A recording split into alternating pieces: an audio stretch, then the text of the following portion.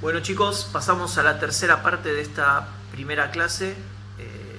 Probablemente escuchen en algún momento el lavarropas, centrifugar, pero bueno, a veces hay que lavar la ropa y son cosas que pasan en este tipo de clases.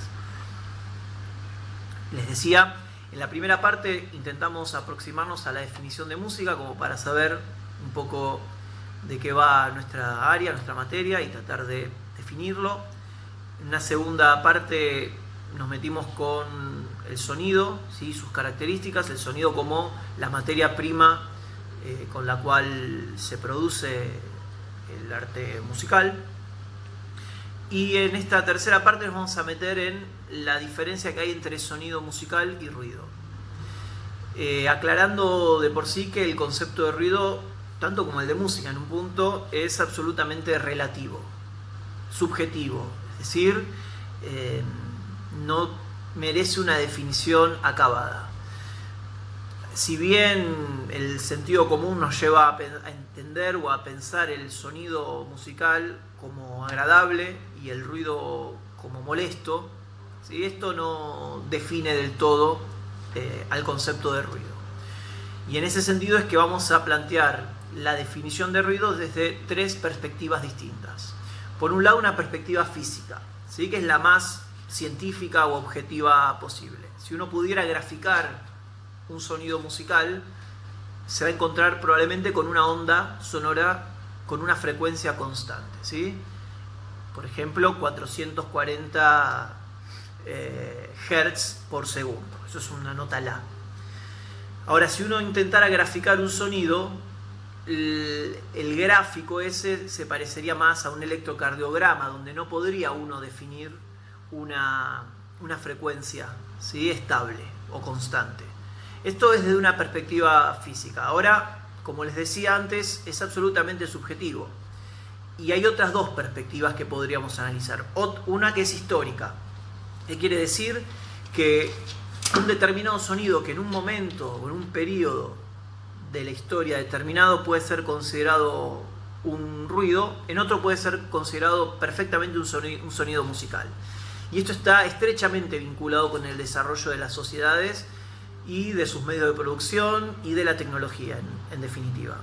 Siempre doy como ejemplo, no sé, el heavy metal o la música electrónica. Probablemente en una sociedad en la que no existiera la electricidad, sonidos como una guitarra eléctrica muy distorsionada o el sonido de un sintetizador o un sampler o la música electrónica probablemente hubiesen sido considerados no musicales sino ruidosos. ¿Por qué? Porque esa sociedad en ese momento determinado de la historia no estaba preparada para entender lo que hoy nosotros entendemos como música en ese momento, ¿sí? Yo siempre doy también como ejemplo un fragmento de una película que ya tiene unos cuantos años, que es Volver al Futuro, que les sugiero ver, más allá de este fragmento de la película que grafica lo que les quiero explicar, sino porque es un peliculón.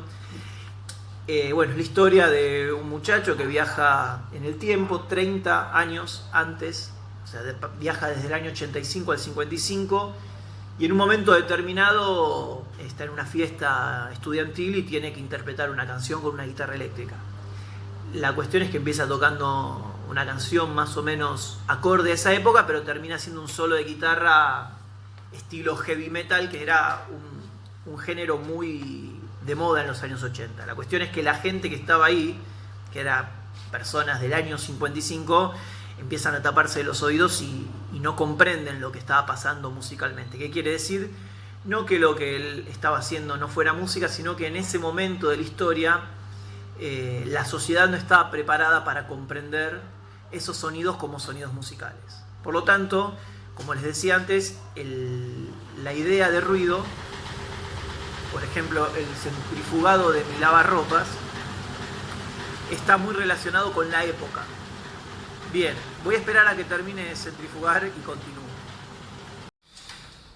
Bien, parece que ahí terminó el lavarropas. Y les decía entonces que hay una tercera perspectiva desde la cual podemos definir al ruido, que tiene que ver con una perspectiva cultural.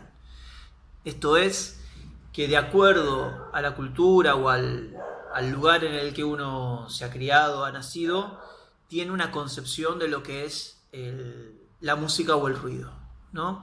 Es muy claro el ejemplo de sociedades muy distintas a la nuestra, como Oriente, por ejemplo, o el África, donde hay sonoridades que dentro de nuestra escala musical no existen, ¿sí? Que serían desafinadas, ruidosas, en la música hindú o en sociedades muy antiguas, y que para nosotros, al ser ruido o ser molestas, no significa que sean ruido o sean molestas, ya que para otro tipo de sociedad es perfectamente considerado como música. Entonces, es muy importante comprender esto. Incluso pasa con la música popular. Se han encontrado con gente que, por ejemplo, no le gusta el reggaetón o el trap o la música electrónica, y que lo desestima como músicas. Y dice, saca eso que es ruido, saca eso que es molesto. Por lo tanto, incluso en una propia cultura o en una propia sociedad, la percepción que se tiene o el concepto que se tiene de sonido musical y ruido también puede ir variando. Esto refuerza lo que les decía al comienzo, que es que el hecho de lo que consideramos sonido musical o ruido es relativo, ¿sí? y subjetivo, que depende de la percepción de cada uno de nosotros, de la época, ¿sí?